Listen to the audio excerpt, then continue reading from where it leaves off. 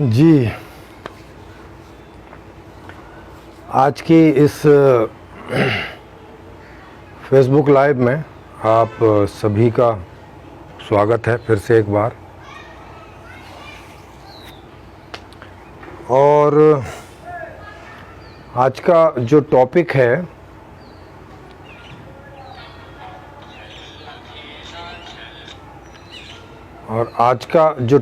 है वो है कि सफलता क्या चीज़ है। क्या सफलता से हम कुछ तय कर सकते हैं कि आदमी लायक है, नालायक है, सही है, गलत है, अच्छा है, बुरा है? क्या है सफलता वास्तव में? या जो भी सफलता आज समझी जाती है, क्या वो जीवन का उद्देश्य है? या जो व्यक्ति आज सफल है ऐसा कहा जा रहा है, क्या वो सच में वैसा है जैसा वो होना चाहता है? क्या सफलता से उसकी ज़िंदगी वैसी है जैसी कि वो जीना चाहता है? तो आखिर सफलता को कैसे करके जांचें? कैसे जांचें कि कौन आदमी कितना सफल है, और जो सफल है वो सच में सफल है कि असफल है, कि क्या है ये सारा चक्कर? मोटिवेशनल लोग बोलते रहते हैं सफल ऐसे होंगे, वैसे होंगे, ये करें तो सफल होंगे, ये करेंगे तो सफल होंगे, ऐसा होगा तो सफल होंगे। और हर आदमी भी सफलता के पीछे लगा हुआ है। उसकी जो भी क्षमता है, योग्यता है, समझ है, वो हर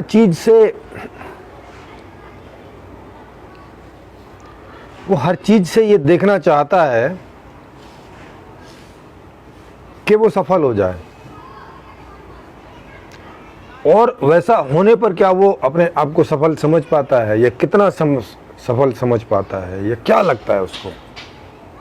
तो ये कई सारी उधेड़-बुन है, कई सारी उलझन है इसमें। इसको धीरे धीरे हम लोग सुलझाने का प्रयास करेंगे और देखते हैं कि ये सुलझने में आता है कि नहीं, और इसको हम सुलझा पाते हैं कि नहीं, इसको समझ पाते हैं कि नहीं।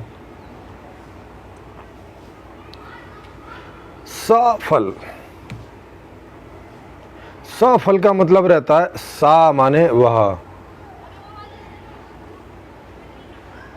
या सहित, और फल का मतलब परिणाम, जो हम चाहते हैं। तो जो हम चाहते हैं अगर वो हम पाते हैं तो इसे बोलेंगे सफल।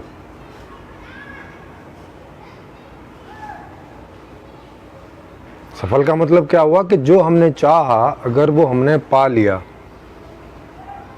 जो चाहा मतलब जिस बात के लिए चाहा। जैसे ऐसा करके नहीं कि मान लिया मैंने चाहा कि मैं भाई 4 लाख रुपए महीने की नौकरी पा लूँ, अब मैंने नौकरी पा ली और फिर भी मुझे वो नहीं मिला जिस बात के लिए मैं सोच रहा था कि मुझे 4 लाख रुपए की नौकरी मिल जाएगी तो ऐसा हो जाएगा, तो फिर इसे सफल नहीं माना जाएगा। ये मैंने ऐसे उदाहरण दिया। माने अल्टीमेटली मैं जो चाह रहा होता हूं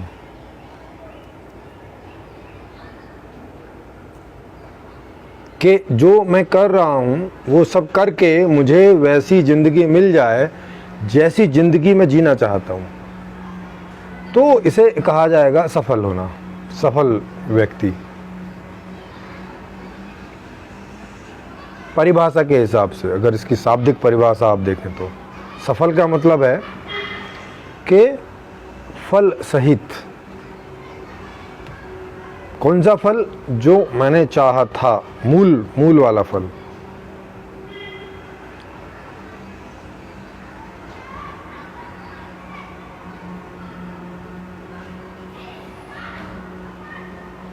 तो इस शब्द की परिभाषा तो आपको समझ में आ गई, और आप इसको कंफर्म भी कर लिए होंगे कि बात तो सही है। हम जो भी अपने जीवन में सब कुछ करते हैं वो खुद की ज़िंदगी के लिए और हमारे जो हम पर निर्भर कर रहे हैं, जो भी आसपास हमारे लोग हैं, उनकी ज़िंदगी वैसी जी सकें, वो सब के सब जैसी कि वो जीना चाहते हैं, अगर ऐसा होने में आ जाता है तो उसका मतलब हुआ कि हमने अपनी ज़िंदगी जो है जैसी चाही वैसी जी ली, माने हम सफल हो गए। जो परिणाम, जो फल हमने चाहा उसके हम सहित हो गए, मतलब वो हमारा हो गया, वो हमारे जीवन में आ गया। तो हम क्या हो गए? हम सफल हो गए, माने फल सहित। जैसे मैंने खाना खाना चाहा और जो खाना खाना चाहा वो मुझे मिल गया, तो मैं कैसे हो गया? उस खाने सहित हो गया। वो मैंने खाना खा लिया, मैं उसके साथ हो गया, वो सहित हो गया, मैं सफल हो गया उस बात में।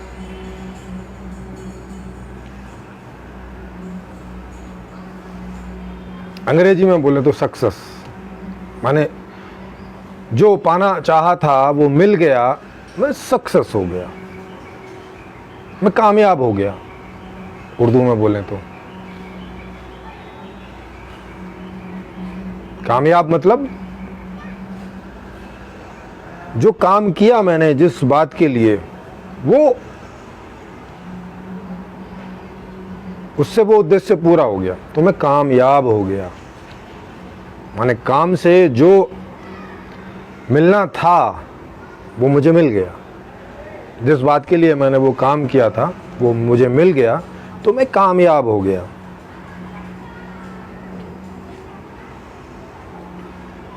ये हुई सफल होने की परिभाषा। अब इसको देखते हैं कि क्या आज का जो जीवन हम सब लोग जी रहे हैं, क्या हम सफल हो रहे हैं? क्या हम कामयाब हो रहे हैं? क्या हम वैसा जीवन जी पा रहे हैं जैसा कि हम चाहते हैं, या जैसा कि हमने चाहा था? क्या वैसा जीवन जीने को मिला? अभी जो चाह रहे हैं, क्या वैसा जीवन जी पा रहे हैं? अगर जी पा रहे हैं तब तो फिर भविष्य में भी हो सकता है। अगर अभी नहीं जी पा रहे और अभी तक नहीं जिया, तो फिर भविष्य में होने की संभावना कम से कम जब तक आज वाला ढल रहा है तब तक तो नहीं है।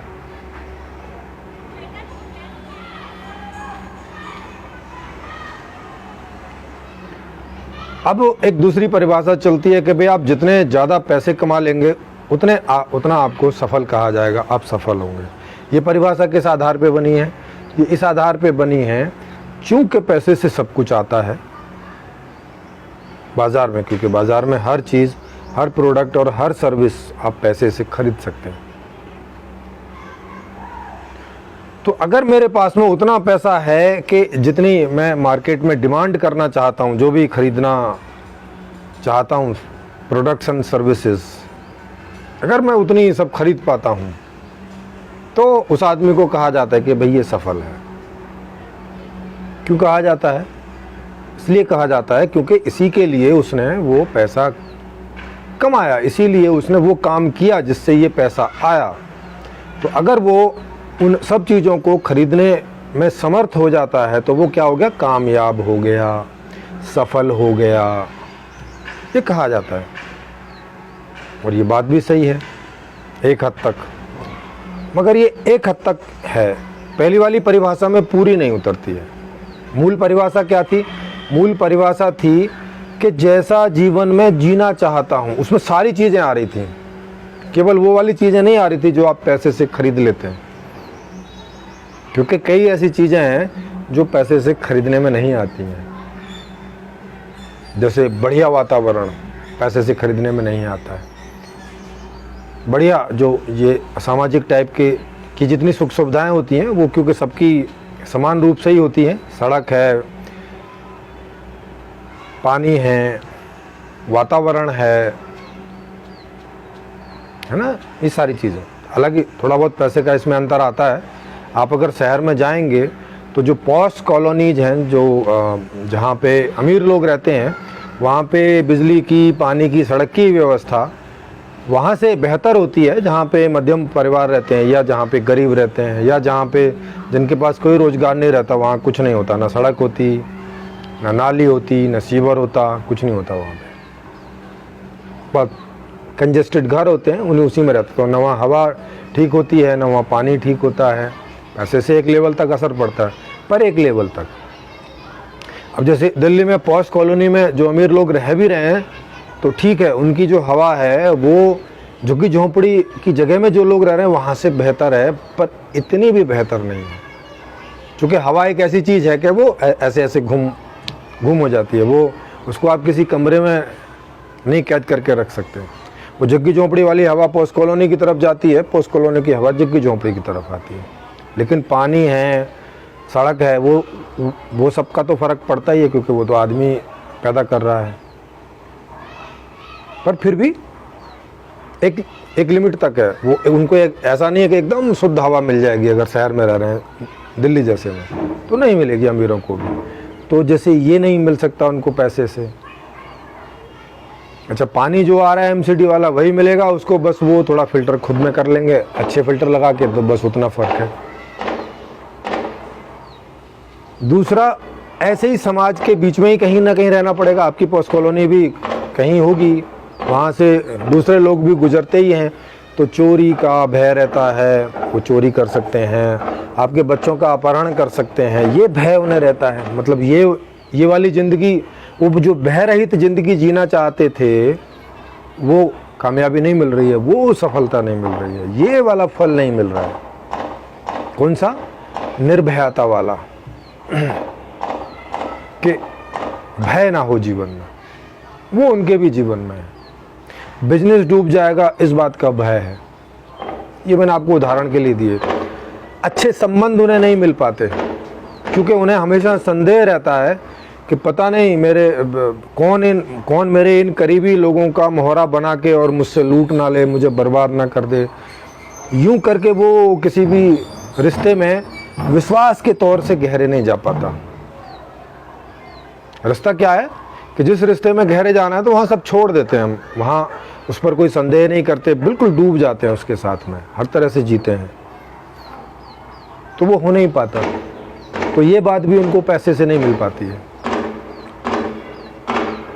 समझ नहीं, मैंने कुछ एक उदाहरण दिए और भी बहुत सारे उदाहरण हैं। तो अमीर तो हुए, बहुत सारे प्रोडक्ट एंड सर्विसेज जिनको वो चाहें तो खरीद सकते हैं और उनका एंजॉय कर सकते हैं, इतने तो वो सफल हुए। लेकिन इतने अभी असफल रह गए, तो मतलब वो अभी पूरी तरह से सफल नहीं हुए हैं, चाहे वो कितना ही टाटा बिरला अंबानी बन जाए। ये जो कुछ एक मैंने उदाहरण दिए और भी हैं इनके साथ में कुछ एक उदाहरण, उतनी परेशानी में तो ये रहेंगे ही, क्योंकि वो पैसे से नहीं मिलता है। अगर आप थोड़े सेंसिटिव टाइप के आदमी हैं तो आपके आसपास लोग दुखी हैं, परेशान हैं, तो उन्हें देख के जो आपको दुख होता है वो आप पैसे से दूर नहीं कर सकते। किसी एक आध की हेल्प कर सकते हैं, ऐसे रोज़ रोज़ हेल्प नहीं करते रह सकते, नहीं तो आप ही सड़क पे आ जाएंगे। तो उसमें भी एक लिमिट तक आप उनकी मदद कर सकते हैं, लेकिन इससे ज़्यादा नहीं। और 2-4 की कर सकते हैं, सबकी नहीं कर सकते।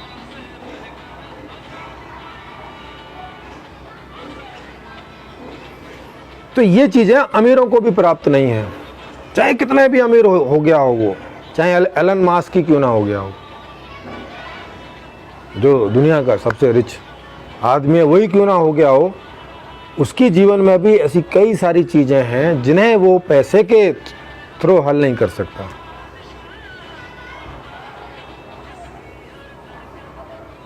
तो जितना वो जैसा जीवन जीना चाहता है, जितना जी पा रहा है उतना सफल है, जितना नहीं जी पा रहा है जिस भी मामले में, वो उतनी असफलता है। और ये हर आदमी को पता रहता है, हर आदमी को, गरीब से लेके और अमीर से अमीर तक के, उसको जैसी वो ज़िंदगी जीना चाहता है उसमें से कितना % जी पा रहा है, या कौन सी चीज़ें जी पा रहा है और कौन सी चीज़ें नहीं जी पा रहा है। जबकि चाहता तो वो है उन चीज़ों को जीना, मगर अवेलेबल ही नहीं है तो पॉसिबल नहीं हो पाती उसके लिए।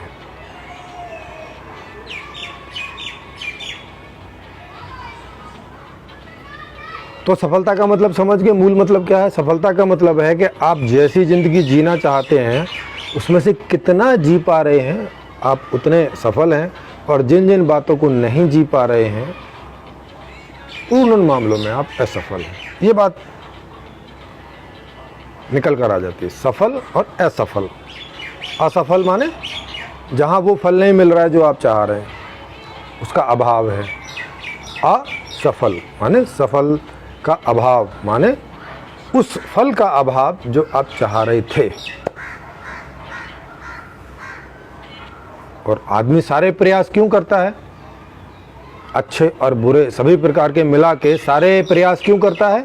सारे काम क्यों करता है? सफल होने के लिए, उस फल को पाने के लिए जो जिसकी इच्छा उसके अंदर होती रहती है। यही जीवन का उद्देश्य है। सफल होना ही जीवन का उद्देश्य है। सफल मतलब क्या? जैसा जीवन आप जीना चाहते हैं वैसा जीवन जीने को मिले, ये आपका फल है। इसी को आप जीना चाहते हैं और अगर जी पाते हैं तो आप सफल हैं, नहीं जी पाते तो असफल हैं। अब इसमें परसेंटेज में है कि जिन जिन बातों को जी पाते हैं उन मामलों में सफल हैं, और जिन जिन बातों को नहीं जी पाते हैं उन मामलों में असफल हैं। जिन जिन मामलों को जी पाते हैं तो कितना जी पाते हैं? पूरा जी पा रहे हैं, या उसमें भी फ्रैगमेंटेशन है कि ठीक है मैंने खाना चाहा ये वाला, तो खाना तो मिला लेकिन ये वाला नहीं मिला। तो खाना तो मिल गया, तो कुछ थोड़ा फल तो मिला, मगर एग्जैक्टली वो नहीं मिला जो मैंने चाहा। जो मिल भी रहा है उतने में कि ठीक है मैंने चाही थी एकदम हवा बढ़िया हो, तो ठीक है मैंने पॉश कॉलोनी में घर ले लिया, मैं अमीर हूँ, तो कुछ तो हवा ठीक हुई। मध्यम परिवार की जो कॉलोनियाँ हैं वो वहाँ के मुकाबले, लेकिन पूरी तरह से ठीक नहीं हुई, तो पूरी तरह से सफलता नहीं है वहाँ पर, कुछ परसेंटेज में सफलता है। और अगर मैं शहर से बाहर बनाता हूँ तो मुझे रोज़ उतना किलोमीटर का सफ़र करके आना जाना, ऑफिस में ये सब करना, तो या तो ये भरूं या तो वो भरूं। तो जो जिसको एक्सेप्ट करता है, जो सोचता है कि ठीक है कोई नहीं रोज़ 30-40 किलोमीटर दूर से आ जाया करेंगे, तो वो बाहर मकान बनाते हैं, अपना घर बनाते हैं, पर वहाँ फिर इनसिक्योरिटी हो जाती है। क्योंकि कॉलोनी में रहने से एक सिक्योरिटी रहती है। कॉलोनी में एक इस प्रकार का सिक्योर सिस्टम आदमी रख सकते हैं मिलजुल के, कुछ गार्ड्स वगैरह, कुछ ऐसा वैसा। पुलिस भी थोड़ा वहाँ ध्यान देती है क्योंकि उन्हें टैक्स वगैरह वहाँ से अच्छा खासा मिल जाता है। ऐसे भी कुछ रिश्वत, कुछ ना कुछ मिलता रहता है, तो वो थोड़ा वहाँ का ध्यान रखते हैं। एमसीडी वाले भी वहाँ का ध्यान रखते हैं, वहाँ से टैक्स वगैरह अच्छा कलेक्ट होता है। लेकिन अगर आप कहीं अकेले में घर बनाओगे तो आपको वो सारी फैसिलिटीज़ नहीं मिलेंगी, वहाँ सिक्योरिटी भी नहीं मिलेगी, वहाँ इनसिक्योरिटी भी रहेगी। तो अब कौन कितना छोड़ता है, कौन कितना पाता है, क्या दृष्टि से वो डिसीजन करता है? क्योंकि ऐसे भी लोग हैं जो बाहर रहते हैं, या तो वो अपनी सिक्योरिटी रखे रहते हैं, उस पर एक्स्ट्रा खर्च करते हैं कि 4-6 डंडे वालों को वहाँ रखें, या जो भी है। और वहाँ सड़क, बिजली, पानी, उसकी व्यवस्था, क्योंकि ये कॉमन व्यवस्था होती है तो फिर वैसी ही होती है। तो अब वो किन चीज़ों में कंप्रोमाइज़ करते हैं, नहीं करते हैं, ये सबका पर्सन टू पर्सन वैरी करता है।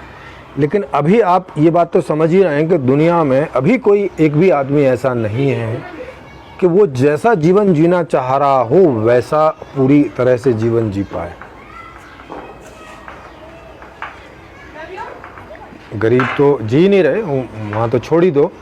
सबसे अमीर आदमी भी जो है वो भी शायद 50 या 60% या 70% जीवन जीता होगा। माने इतनी उसके अंदर जो इच्छाएं होती हैं, जो डिज़ायर होती हैं, वो शायद 70% तक वो पूरी कर लेता होगा, जो पैसे से आती हैं, जो पैसे से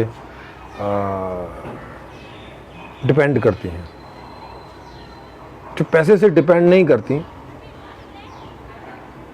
जो दूसरी चीज़ों पे डिपेंड करती हैं, व्यवस्था कैसी है, अड़ोस पड़ोस कैसा है, आसपास का माहौल कैसा है, सिस्टम कैसा, उन सब चीज़ों पे डिपेंड करती हैं,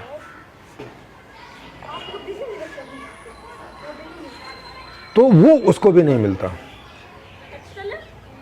जो मध्यम परिवार है वो ऐसे जीता है जैसे 30-40% ज़िंदगी जीता है, बाकी वो सब कंप्रोमाइज़ करता है। या बाकी को रिस्क पे लगा के रखता है, वो जो हो जाएगा सो ठीक है। और जो निम्न स्तर का व्यक्ति है, मध्यम परिवार से भी नीचे उतरे हैं, वो तो 10-20% मुश्किल से ज़िंदगी जीता है, बाकी उसकी ऐसी चलती है बस, बाकी उसकी कोई ज़िंदगी नहीं होती। और इसी वजह से हर आदमी पैसे की तरफ जाना चाहता है। येन केन प्रकारेण, जो भी उनको ढंग समझ में आता है, जो भी उन्हें लगता है कि मैं इस ढंग का उपयोग कर सकता हूँ, मेरे पास में इसको करने की योग्यता है, क्षमता है, या रिस्क में ले लूँ इसका, वो सब उसको लेता है, करता है और सफल हो जाता है। माने वो पाने में सफल हो जाता है तो उसको अच्छा लगता है, नहीं होता तो जेल में होता है। माने असफल तो हुआ ही, साथ में दंड भी गया, मतलब दंडित भी हुआ, असफल से भी और ज़्यादा असफल।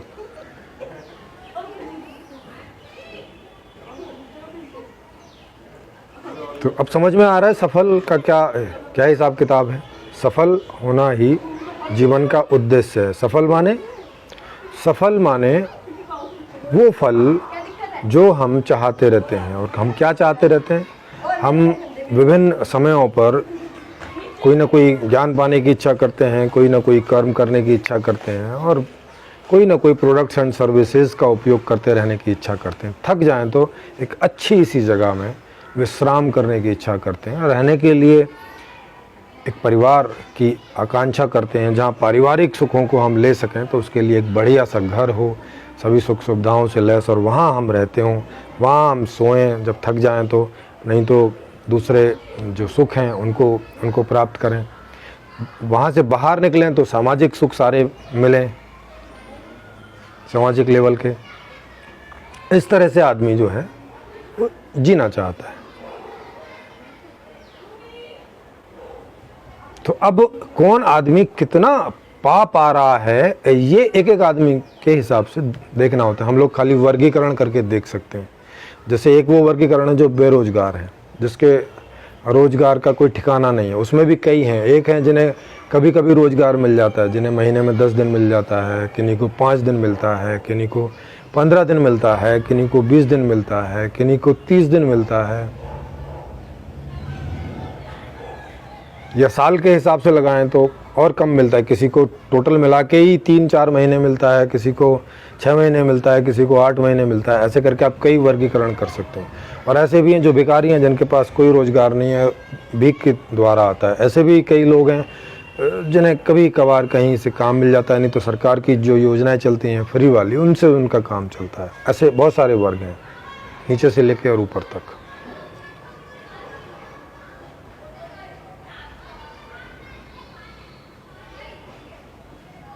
तो इन सभी वर्गों के हिसाब से आप सोच सकते हो कि इनमें से अगर आप बोलो कि कोई 100% सफल है, तो वो नहीं है। अब क्यों नहीं है, इसी बात को देखना समझना है। इसका मतलब है कि 100% अभी आज तक की व्यवस्था में सफल नहीं हुआ जा सकता। तो फिर बात उठती है, तो फिर हम सफलता का प्रयास क्यों करें? वो इसलिए कि गरीब से अमीर ज़्यादा सफल है, क्योंकि परसेंटेज में हम देखें, इसमें कई आध्यात्मिक जो लोग हैं या धार्मिक लोग हैं, वो क्या कहते हैं, देखो अमीर आदमी भी, उसके जीवन में भी बहुत सारे दुख हैं, तो फिर क्या फ़ायदा है ऐसे करने का। वैसा मोटा मोटा करके देखते हैं। नहीं भाई, इसको थोड़ा बारीक में देखो तो अंतर पता चलेगा कि ठीक है वो सफल नहीं है। उसको आप अगर 100% कोई सफल कहा जाता हो, तो फिर कोई सफल नहीं है इस दुनिया में। अभी तक के आंकड़े में एक भी आदमी आपको सफल नहीं मिलेगा, क्योंकि वो जैसी ज़िंदगी जीना चाह रहा है वैसी वो जी नहीं पा रहा है। वो स्वस्थ जीवन जीना चाहता है, जी नहीं पा रहा है। वो उसकी जब जो इच्छा हो वो पूरी हो जाए, ऐसा वो जीवन चाह रहा है, तो और वो उसको मिल नहीं रहा है। तभी तो बदले में इतनी सारी फालतू फोकट के सारे तरीके बने। तो बुद्ध बोलते हैं इच्छाओं का ही त्याग कर दो भाई, मध्यम मार्ग में चलो, जो मिल जाए सो ठीक है, ज़्यादा के चक्कर में ना पड़ो। इतनी सारी फालतू फोकट की उपदेश की बात इस दुनिया में क्यों आ गई?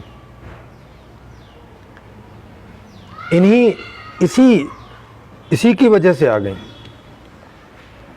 कि भाई ज़्यादातर लोग तो सफल हो नहीं रहे हैं, तो क्या किया जाए? 90% आदमी तो बहुत कम, मतलब उसमें तो 60-70% तो आदमी बिल्कुल सफल जैसा नहीं है, मोटा मोटा है, बस उसके बीच का थोड़ा सा एक हद तक है, और उसके ऊपर के भी 70% तक जा रहे हैं। 70% के ऊपर आंकड़ा जा ही नहीं रहा है। अमीर से अमीर आदमी भी 70% को क्रॉस नहीं कर रहा है, उसके भी जीवन में 30% तो दुख है ही, और वो खूब जोर लगा ले रहा है। और खूब जोर में एक आदमी क्या लगा सकता है? बस धन ही कमा सकता है, और क्या कर सकता है इससे ज़्यादा, कि भाई वो जो काम कर रहा है वो उसको और करे ताकि और पैसा आए।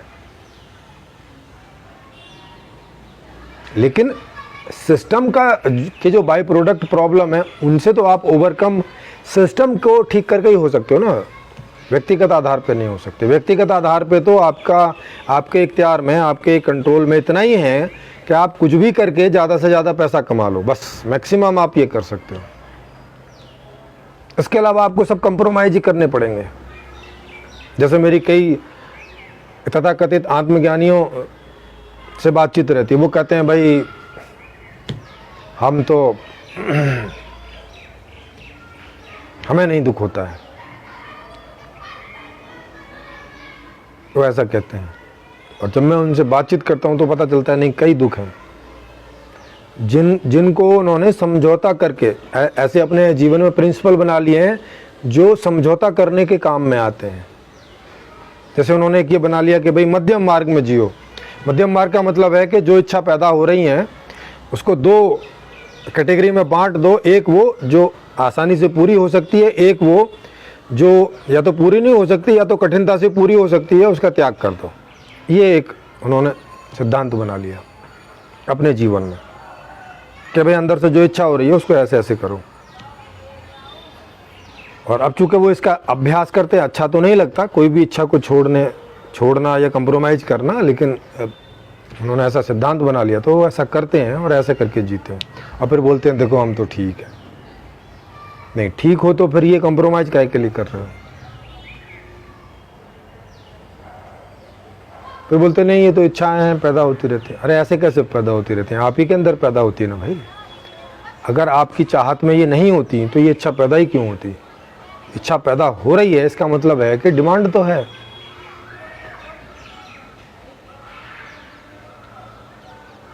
भाई डिमांड तो है। अब लेकिन उतना काम करना या उतना रिस्क लेना या उतना एफर्ट करना आपको वो भी एक अनकंफर्टेबल लग रहा है, क्योंकि एफर्ट करने के रास्ते भी तो होने चाहिए। अगर वो हमारी पसंद का रास्ता नहीं है तो एफर्ट करना भी एक बड़ा मुश्किल हो जाता है। अब मान लिया कोई काम मुझे मिला हुआ, कोई मेरी जॉब है जो मेरे इंटरेस्ट की नहीं है, तो जो चीज़ इंटरेस्ट की नहीं होती उसे मैं मजबूरी में भी एक लिमिट तक ही कर सकता हूँ। उससे ज़्यादा करूँगा तो पागल हो जाऊँगा, क्योंकि मैं ऐसी किसी चीज़ में अपने 8, 10, 12 घंटे नहीं लगा सकता जो मेरे इंटरेस्ट का नहीं है। करूँगा भी तो मानसिक डिसबैलेंस होगा, बुरा लगेगा, बुरा करते करते होगा, मजबूरी में होगा, रोते रोते करूँगा, गालियाँ देते देते करूँगा, बीमार पड़ जाऊँगा, क्योंकि अनइंटरेस्ट वाली चीज़ है वो मैं कर रहा हूँ। तो अगर हमें तरीका भी हमें ठीक नहीं मिल रहा है तो एक लिमिट से ज़्यादा हम एफर्ट भी नहीं कर सकते। तो फिर उसमें यही बना लेते हैं ठीक है भाई अब 20,000 रुपये की अर्निंग होती है तो चलो इसी में सेट करो जैसे करना है। तो वो एक अपना मन बना लेता है या अपने आप को तैयार कर लेता है कि भाई ठीक है 1 महीने में 20,000 30,000 ये आता है तो बस भाई अब इससे ज़्यादा मैं नहीं कर सकता। तो वो परिवार को भी बोल देता भाई इतने में ही सेट करना है, अपनी पत्नी को बोल देता इसी में बजट बनाना, इससे ज़्यादा का नहीं।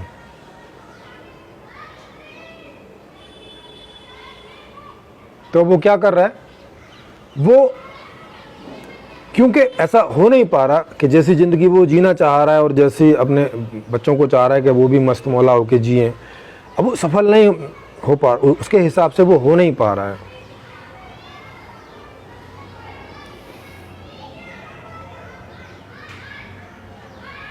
तो अब इसको कई लोग मोटा मोटा लेने लगते हैं, बोलते हैं अरे ज़िंदगी तो झंड है यार, क्या है ये, मोटा मोटा ऐसे लगता है। एक आदमी कोई समय में किसी एक चीज़ पर बहुत ज़्यादा कंसंट्रेटेड हो जाता है, एकाग्र हो जाता है। अगर असफलता वाले पार्ट पर एकाग्र हो गया तो उसे ऐसा लगने लगता है कि ज़िंदगी बेकार है, कुछ नहीं है ज़िंदगी में, कुछ नहीं रखा यार, 50 साल 60 साल मेहनत की और फिर भी वो ज़िंदगी नहीं मिल रही है जो मिलनी चाहिए। और फिर वो सोचता है चलो अब संन्यास ले लो, चलो अब ध्यान साधना करो यार, बहुत हो गया, हाँ इनफ इज इनफ।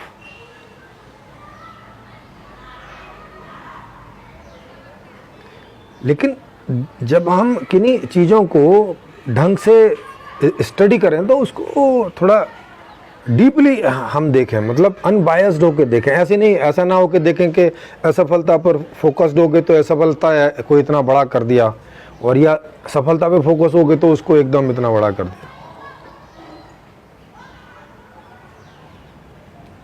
थोड़ा निष्पक्ष रूप से चीज़ें देखें कि अच्छा कितना सफल हुए, कितना असफल हुए, जिसमें सफल हुए उसमें कितने परसेंटेज में सफल हुए, कितने परसेंटेज में असफल हुए।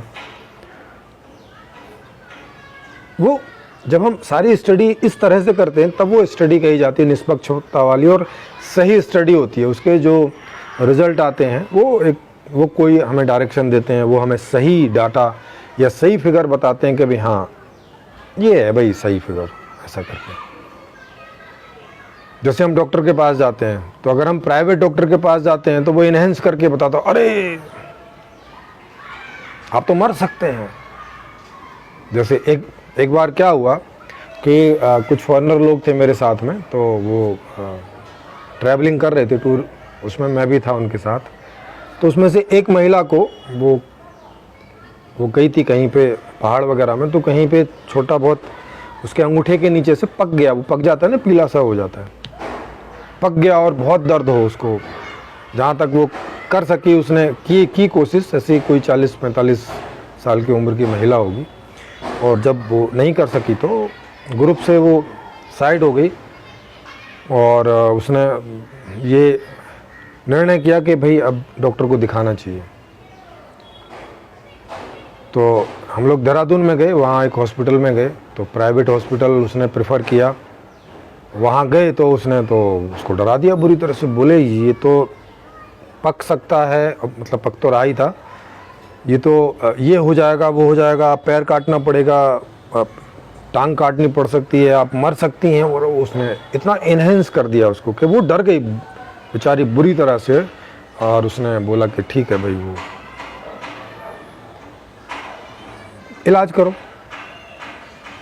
उसके पास पैसे भी नहीं थे, तो उसने जो है वो वहाँ रशियन थी, तो उसने वहाँ कॉल वॉल करके और जैसे तैसे इंतज़ाम किया।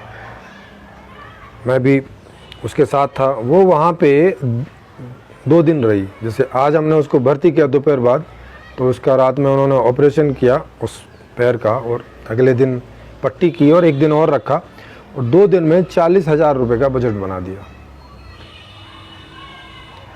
और वो था क्या, जब उन्होंने पट्टी खोली तो मैंने देखा वो जो थोड़ा सा पीला पीला हो जाता है, खाल सी पीली हो जाती है, और वो कभी कभी सर्दियों में हम सब लोगों को हो जाती है, और खाल हम हटा देते हैं ऐसे करके।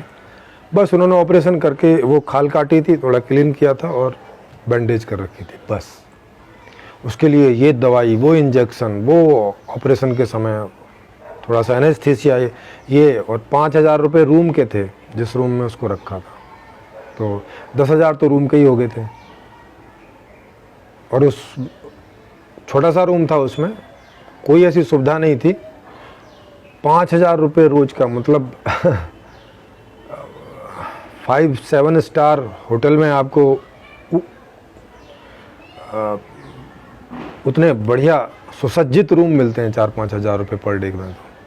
कि वो वाला रूम जैसा था उनका, अगर उसको किसी गेस्ट हाउस में आप लेते तो 400-500 रुपये से ज़्यादा का रूम नहीं था एक दिन का, उसके वो 5,000 रुपये चार्ज कर रहे थे।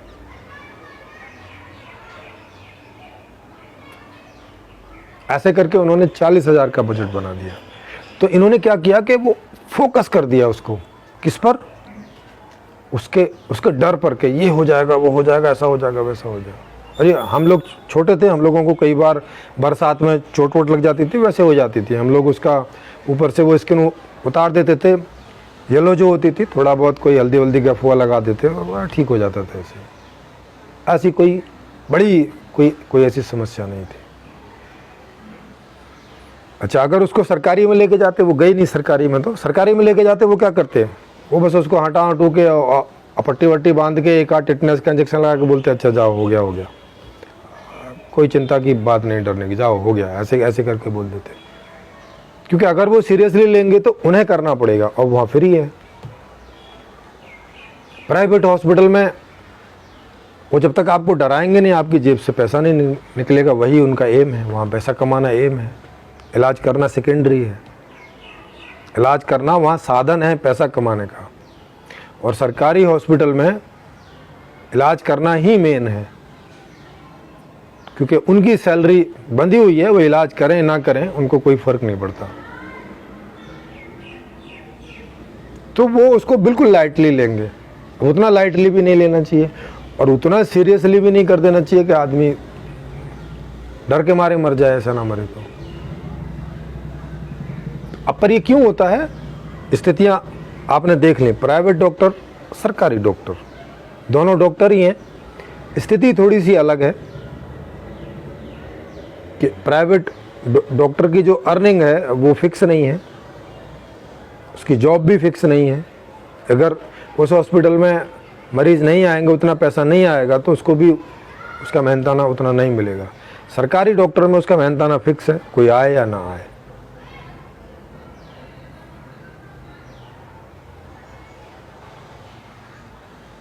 अब ये दो अलग टाइप के सिस्टम है, एक प्राइवेट हॉस्पिटल का सिस्टम है, एक सरकारी का सिस्टम है, टोटल सिस्टम। सिस्टम की वजह से ये अंतर है, ऐसा नहीं कि वहाँ डॉक्टर कोई और है और यहाँ डॉक्टर कोई और है, नहीं, सब आदमी यही सब जगह। लेकिन सिस्टम की वजह से उनके सोचने समझने करने में अंतर आ जाता है। वो जो सफल होना चाहता है, उस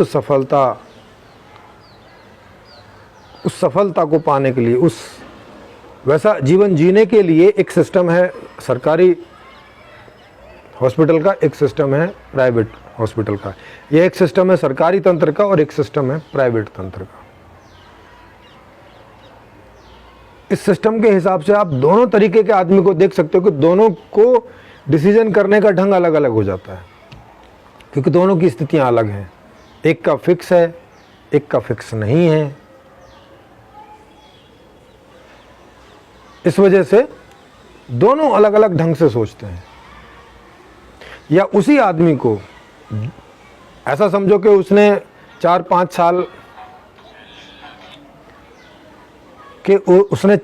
साल जॉब की प्राइवेट सेक्टर में और फिर सरकारी में उसका सिलेक्शन हो गया। वही आदमी प्राइवेट में जब जॉब करता था और जिस ढंग से वो वहाँ डिसीजन मेकिंग करता था, काम करता था, अब जब वो सरकारी हो जाएगा तो उसकी डिसीजन मेकिंग में और जॉब करने के ढंग में अंतर आ जाएगा। सेम जॉब पर ही लगे वो, भले सेम काम वहाँ पे, वही आदमी है।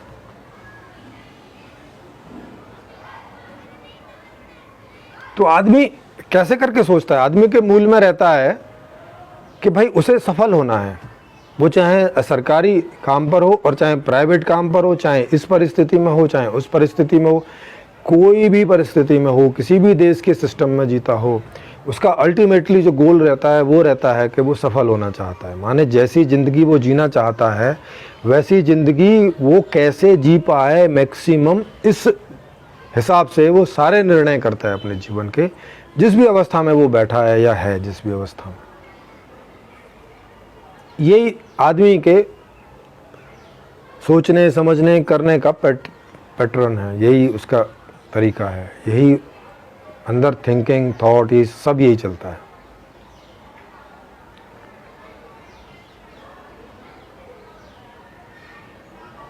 लेकिन आज तक ये रिजल्ट है कि अमीर आदमी भी 70% से ऊपर जी नहीं पा रहा है, और उस 70% में भी बड़ी खींचतान है,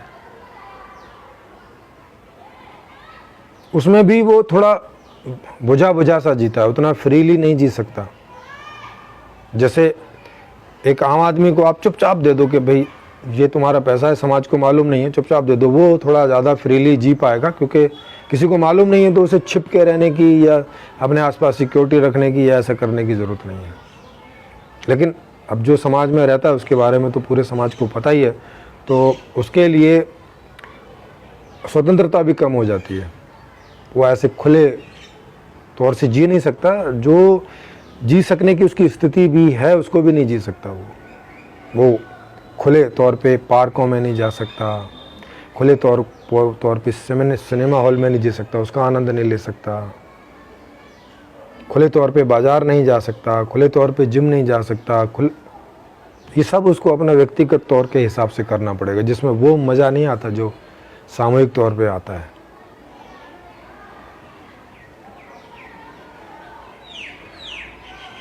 तो ये इसको देखेंगे पार्ट बाय पार्ट, तो इन चीज़ों को समझ पाएंगे कि सफलता का मतलब क्या है और सफलता कहाँ तक आदमी पा सकता है, माने उसके व्यक्तिगत अधिकार में कितना सफलतम वो हो सकता है। तो जैसा अभी बताया मैंने, 70% के ऊपर संभव नहीं है कि आप व्यक्तिगत प्रयास से, जिसमें अच्छा और बुरा दोनों प्रकार के प्रयास हैं, उससे लगभग 70% से ज़्यादा आप सफल नहीं हो सकते। ये 30% जो है वो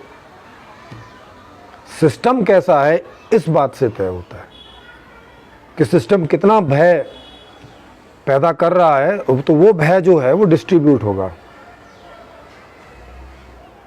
ये कितनी गंदगी जनरेट कर रहा है वो डिस्ट्रीब्यूट होता है। जैसे हवा खराब है तो वो डिस्ट्रीब्यूट होती है पूरे समाज पर।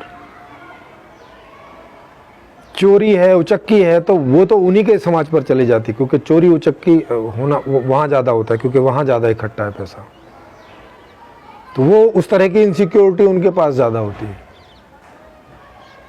और जीवन की इनसिक्योरिटी तो सबके पास है कि कल को क्या होगा, ना बिजनेस वाले को पता है कि कल मेरा सिक्योर है कि नहीं है, ना एक आम आदमी को पता है, क्योंकि अभी ऐसा तो सिस्टम ही नहीं बना कि वो आपके कल को सिक्योर करता हो, भविष्य को सिक्योर करता हो। ऐसा सिस्टम ही अभी तक किसी भी देश में नहीं बना है। हाँ, एक हद तक किया है उसने, कि ऐसा नहीं लगता कि अचानक कल को कुछ हो जाएगा, हालांकि रातों रात भी हो जाता है, पर वो चूँकि रेयर होता है तो थोड़ा सा डर तो रहता है, पर इतना नहीं है जितना पहले होता था। तो उस मामले में पॉजिटिविटी आई है एक हद तक।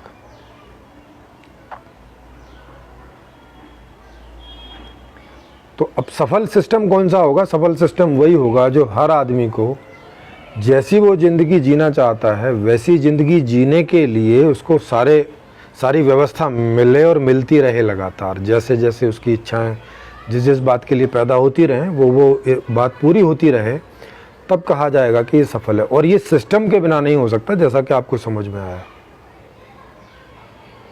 अगर सिस्टम खराब है तो आप अपने पर्सनल एफर्ट से 70% से ज़्यादा सिक्योर, ज़्यादा सुरक्षित, ज़्यादा सफल नहीं हो सकते, वो संभव ही नहीं है।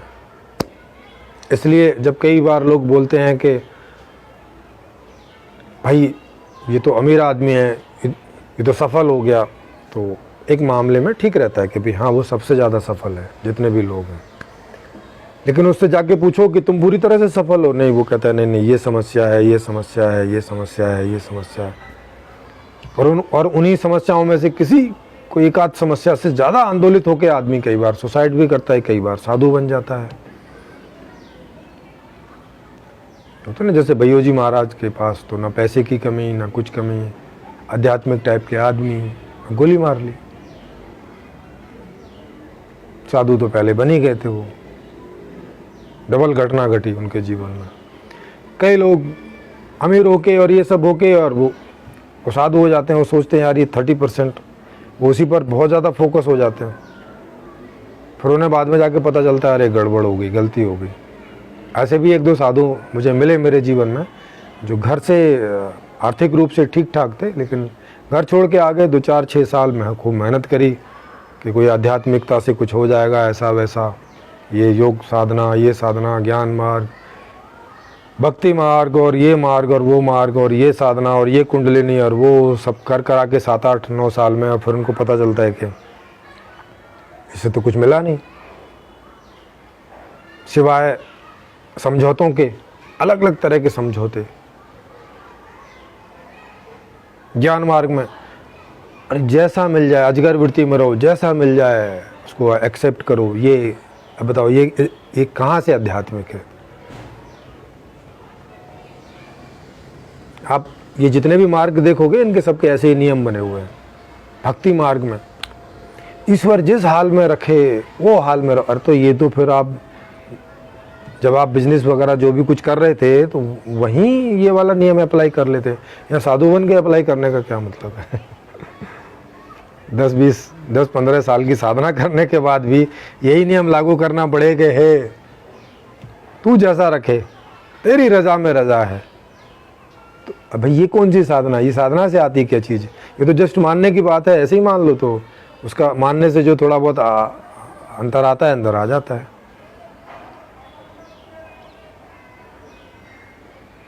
कुंडलिनी के साधक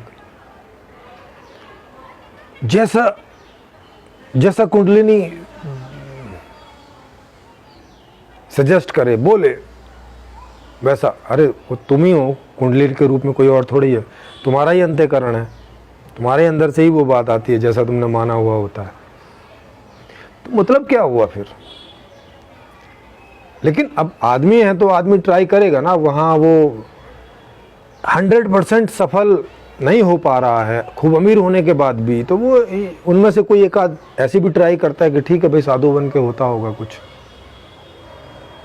साधु संत साधक कुछ ऐसा बन के होता होगा। ऐसे ट्राई करते हैं, हर साल आते हैं, हजारों की संख्या में हर साल लोग प्रयास करते हैं विभिन्न अलग अलग धर्मों के अपने अपने तरह के साधुता में, या कभी कभी दूसरे के धर्मों के साधुता जैसे भी ट्राई मारते हैं।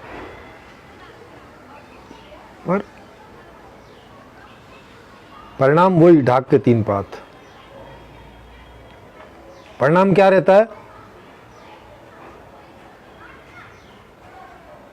फिर कोई कहते हैं एक्सेप्ट कर लो जैसा भी है। अरे तो इसमें आध्यात्मिकता क्या है ये बताइए? इसके लिए साधना काहे करवा रहे हो? ये तो साइकोलॉजिकल सजेशंस हैं कि भाई आप कुछ नहीं कर सकते तो ठीक है, एक्सेप्ट ही कर लो स्थिति को। बात ठीक है, वो करने से भी थोड़ी राहत तो मिलती है, नहीं तो आदमी ज़्यादा चिंतित होता है। मगर ये तो साइकोलॉजिकल उपाय है, ये तो अपनी मानसिक सांत्वना बनाए रखने के एक लेवल तक के उपाय हैं ऐसे ही, जो जब थोड़ा याद आता है तो काम करते हैं, और जब याद नहीं आता है तो फिर उसी अवस्था में हम लोग पहुंच जाते हैं। तो फौरी तौर पे कुछ ऐसा साइकोलॉजिकल ट्रीटमेंट जैसा है बस।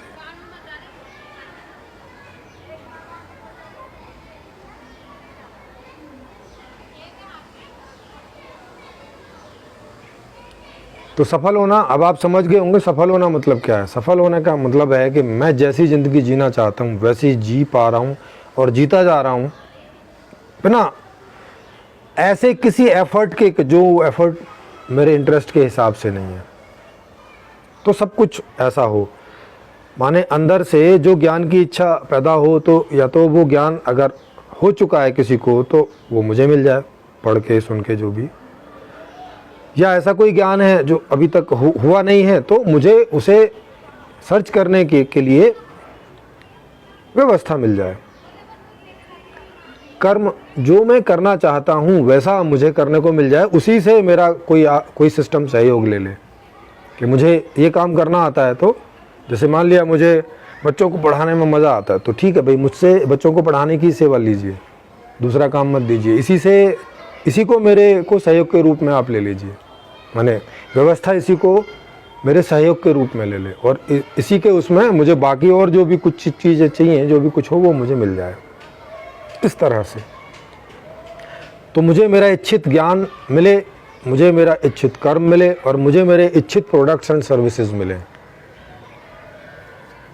और बाकी व्यवस्था जो सामाजिक सब रहती है, सड़क बिजली पानी घर उद्यान खेल कूद जो भी सब है, जिसको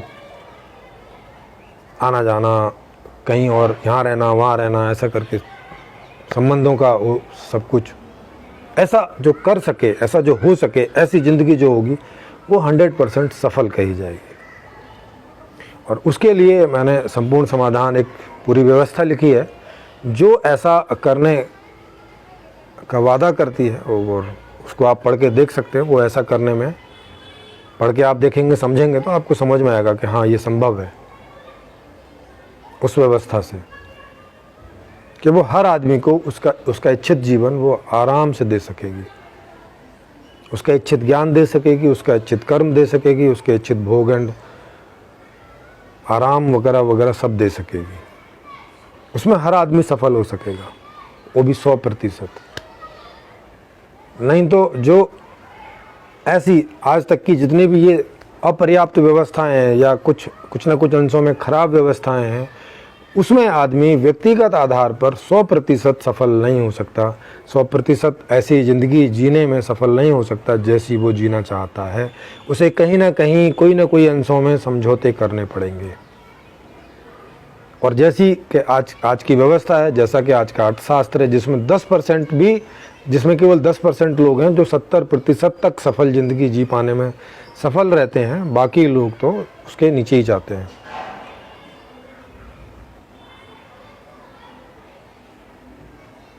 तो सफलता का अर्थ आप समझ गए होंगे, सफल होने का प्रोसेस आप समझ गए होंगे, सफल होने के कारण और निवारण आप समझ गए होंगे, ये सब आप समझ गए होंगे।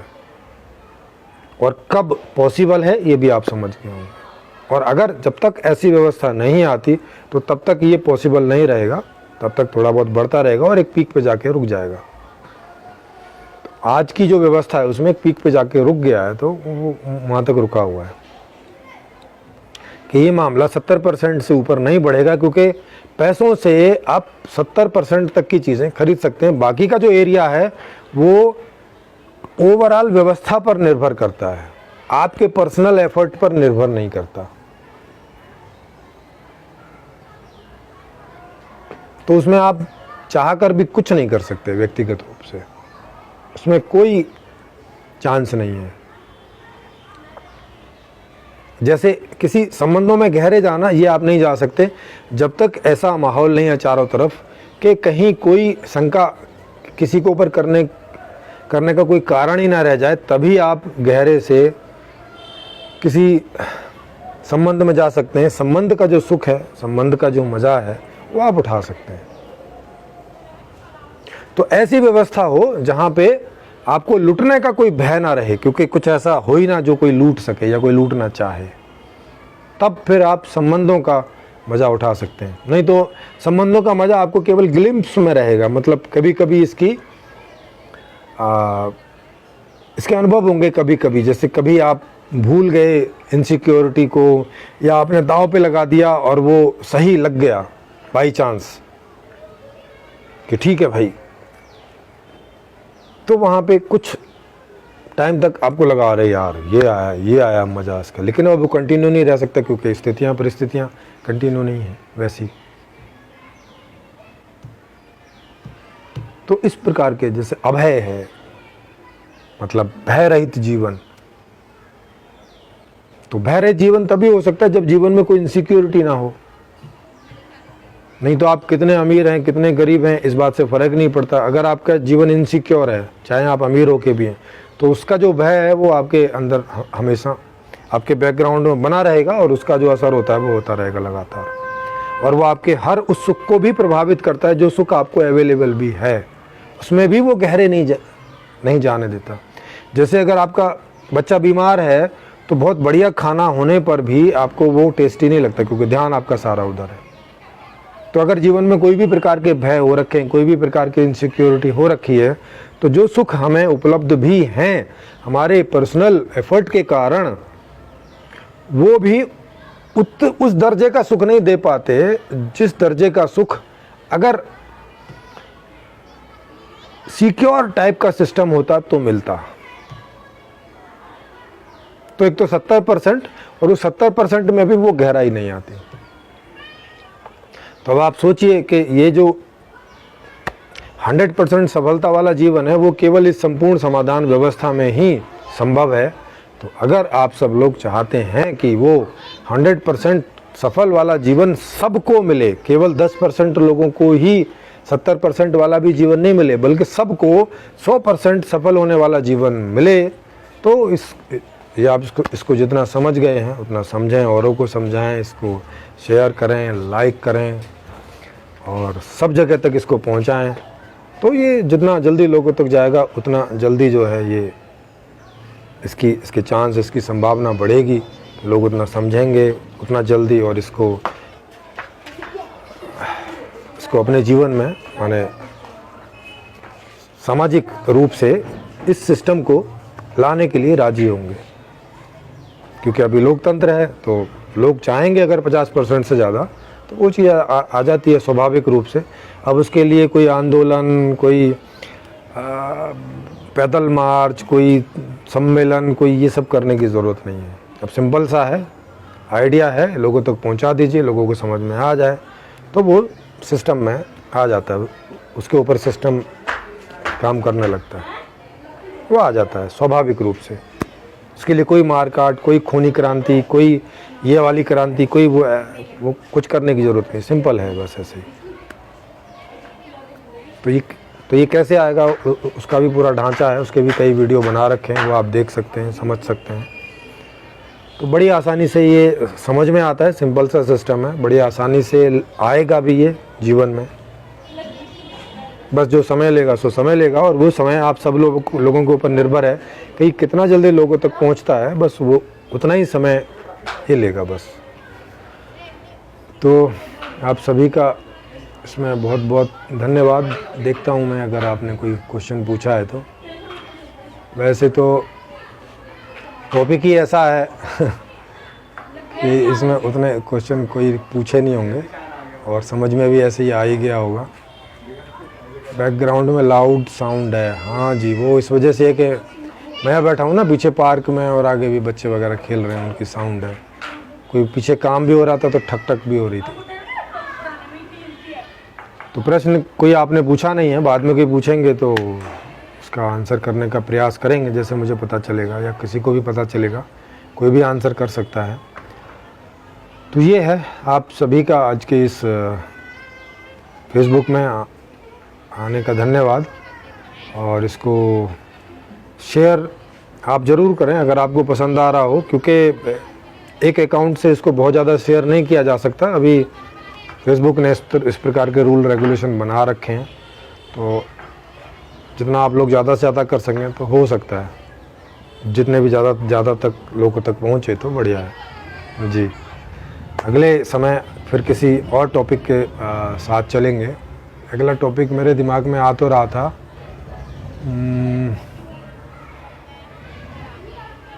हाँ,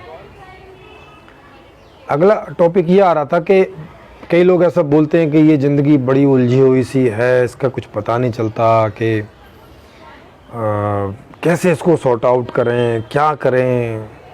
और पुरानी किताबों में या जो धर्म है उनमें उपदेश लिखे रहते हैं, ऐसा करो, ऐसा ना करो, ये वो सब पे हम करने की कोशिश करते हैं, और थोड़ा भी समझने की कोशिश करते हैं तो सर भन्ना आ जाता है और लगता है यार क्या है ये सब चीज़ें।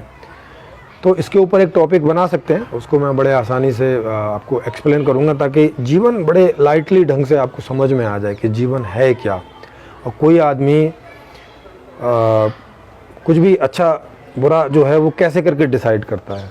तो ये मैं बचपन से कैसे आदमी डिसीजन मेकिंग करता है इसको एक्सप्लेन करूँगा। तो आप टॉपिक रख सकते हैं अगली बार कि आदमी निर्णय किस प्रक्रिया के तहत करता है, माने आदमी कैसे निर्णय करता है आखिर